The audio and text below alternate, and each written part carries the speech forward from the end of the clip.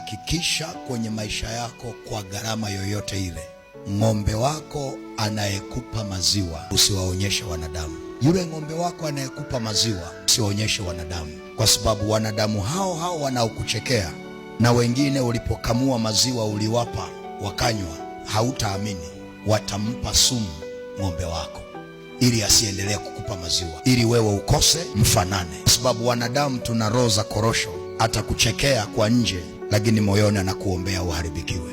Na ndio maana ikiwa una ng'ombe anayekupa maziwa, kamua wape maziwa, ila usiwaonyeshe ng'ombe yupi anakupa maziwa.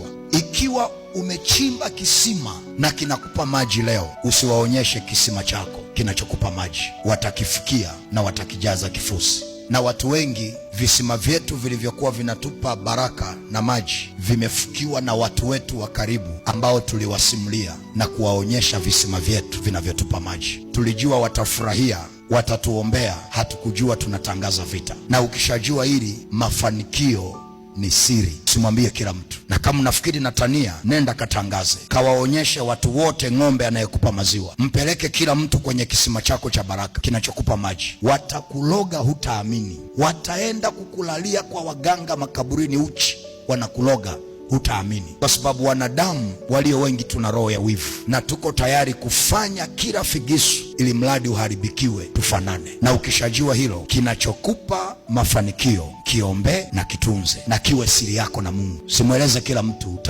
utalogwa, hutaamini. Na mimi nakuombea, ikiwa yule ng'ombe aliyekuwa anakupa maziwa amepewa sumu, Mungu unayemtumikia akamsaidia huyo ng'ombe akupe maziwa tena kwa jina la Yesu.